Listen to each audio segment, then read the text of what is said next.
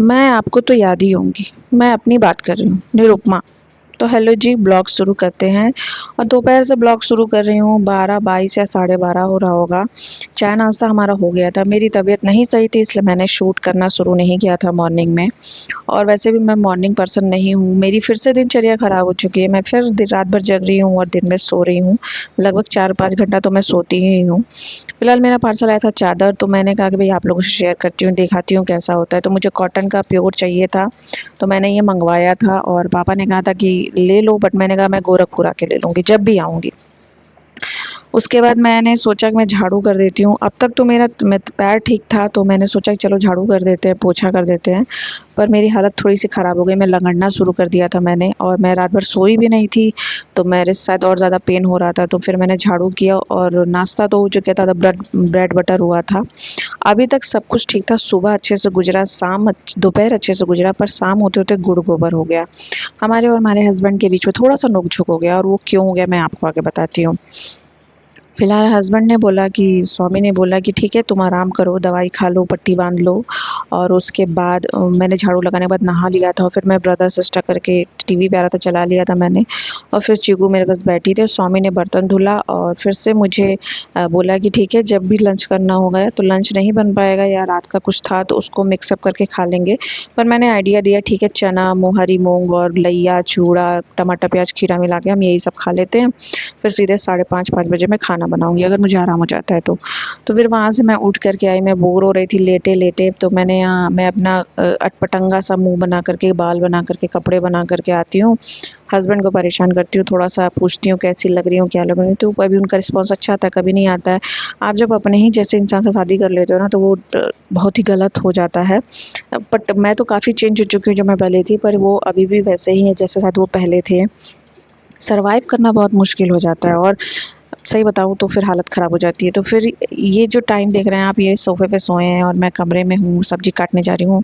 इसके बीच का समय था, हमारी नोक-झोंक हो गई थी, और नोक-झोंक बहुत छोटी-सी चीज़ पे हुई थी। मेरे गले में हो गई थी प्रॉब्लम काफ़ी, और मैंने बोला बस आप 1 कप चाय बना दो, तो उन्होंने कहा मैं नहीं बनाऊँगा, मेरा अभी मन नहीं है।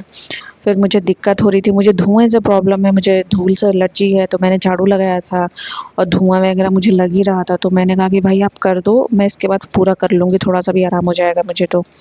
या मैं छान लूँगी, बस आप चाय चढ़ा दो। बस उस पे थोड़ी-सी नोक-झोंक हो गई। फिर मैं आकर के ले बैठ गई अपना। मैं 5:30 बजे उठी, मैंने सब्ज़ी, दाल, चावल और बाकायदे छौंक करके बनाया, फिर किचन साफ़ किया, बर्तन साफ़ किया, अपने पूजा का बर्तन साफ़ किया। जैसा कि मैंने अभी बोला, आप अपने ही जैसे इंसान से शादी कर लो ना, थोड़ी-सी सर्वाइवल कंडीशन, थोड़ी-सी प्रॉब्लम आ जाती है। बट मैं वैसी अब नहीं हूँ, मैं बहुत ही ज़्यादा चेंज हो चुकी हूँ जैसी मैं पहले थी। जो लोग मुझे पहले से जानते हैं, वो समझ सकते हैं कि मैं किन सर्वाइवल टेक्निक की बात कर रही हूँ।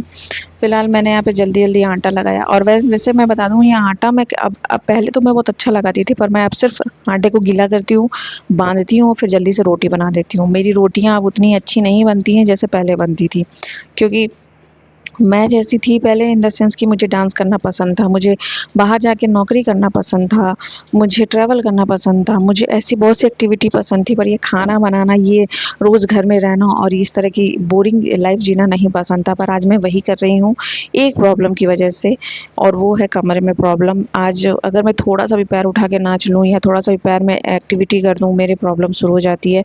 मैं टहलने जाती हूँ, चाहे मैं कुछ भी करती हूँ, मेरे पैर में दिक्कत शुरू हो जाती है, और फिर मैं दवाई बार-बार नहीं खाना चाहती।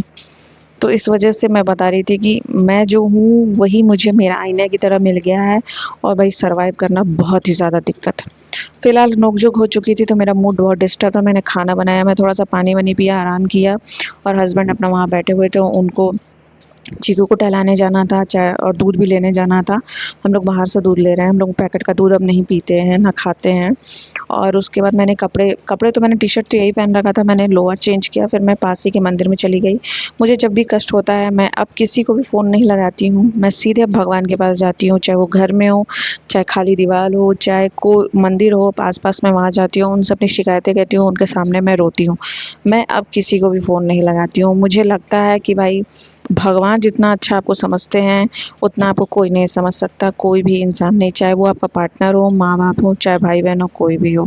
अब इस पे कोई भी ऑब्जेक्शन आपको हो, तो मैं इसको जस्टिफ़ाई नहीं कर सकती हूँ, पर ये मेरे लिए जस्टिफ़ाई है। फिलहाल मैं घर आई, मुझे बाल को कलर करना था, मैंने बाल कलर किया जो कि बेवकूफ़ों की तरह मैंने किया, फिर कुछ चीज़ें रहे उसमें छूट भी गई बालें। फिर उसके बाद हमने वही खाना खाया, साथ में टीवी देखा और अपने-अपने किनारे में लेट गए। फिलहाल बस आज का इतना ही ब्लॉग था, मैं फिर मिलती हूँ आपसे नेक्स्ट ब्लॉग में, तब तक के लिए बाय।